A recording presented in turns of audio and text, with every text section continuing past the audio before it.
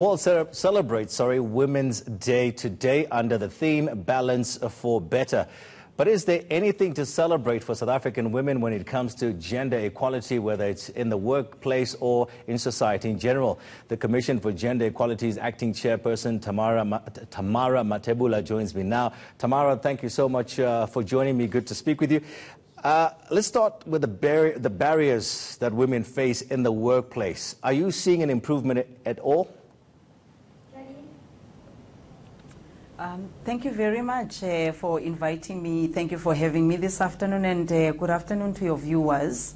Yes, basically I think that's a critical question.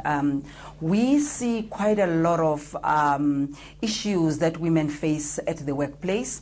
One of those issues basically is sexual harassment, as well as bullying, because these two things are not the same.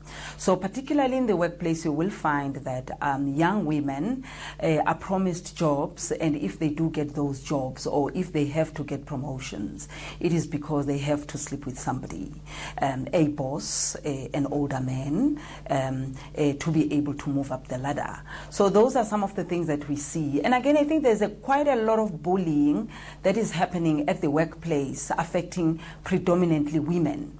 And this bullying, sometimes you will find that it's not bullying that is done by men only. Also women do a lot of things that are actually discriminating and harassing other women.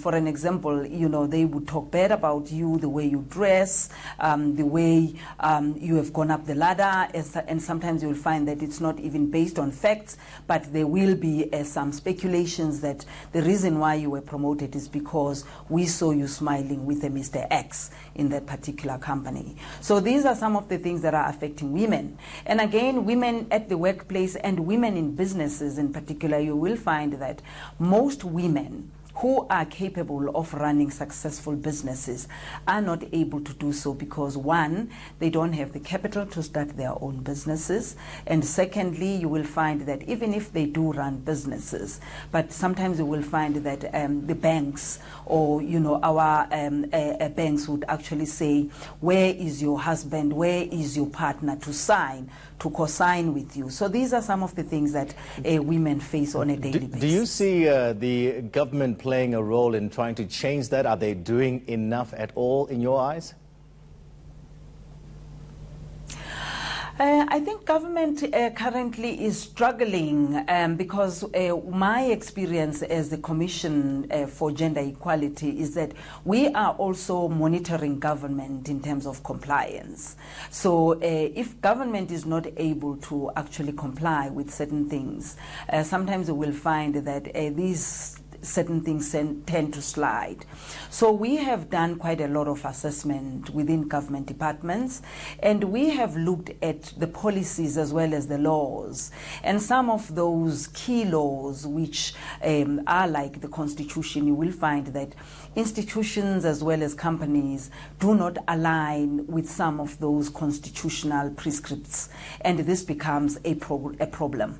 And sometimes you will find that in our assessments that we have done as the Commission for Gender Equality, we have looked at government in terms of how they do, you know, the recruitments, how they do tender processes, and you will find that they are struggling there in terms of coming up with policies and in terms of alignment with policies such as the PFMA, as well as the BEE, as well as the AAX. Now, so some of those things are the things that are still challenging within government. I'd just like to move on just quickly to the girl child as well, because surely this is where a lot of where we're shaping, you know, the future, whether it's the boy child or the girl child. This is Women's Day. Let's talk about the girl child.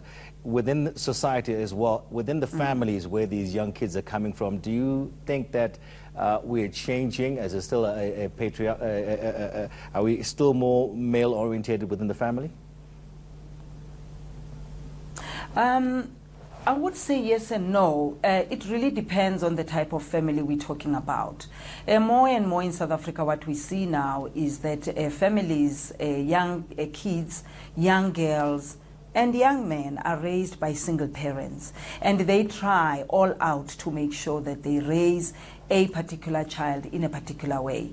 And what even bothers me is that in those types of families and in the type of society that we raise our kids, there's still an expectation that a boy must behave this way and a mustn't cry, and a girl must behave in a particular way, must wear a particular color, and must do certain chores. Those things are still embedded in our families. They are still embedded in our society. It's even worse in rural areas, where you will find that those areas are controlled by traditional leaders who don't want to change anything when it comes to how you raise a girl child and how you socialize a boy child, including the churches as well. I think the churches do play a role, but the role that they are playing is still not the role that says we are all equal and we must respect each other and we must respect each other's rights. So those are some of the concerns that we have. However, some of the progressive families are really trying. Earlier in the interview this morning, I was saying that I am raising two boys with one girl, and at home those chores are for everyone. Everyone is expected to clean, everyone is expected to cook, everyone is expected to do the dishes. So you will find that some families are still trying to make sure that how you raise a boy child is equal to how you raise a girl child. Thank you.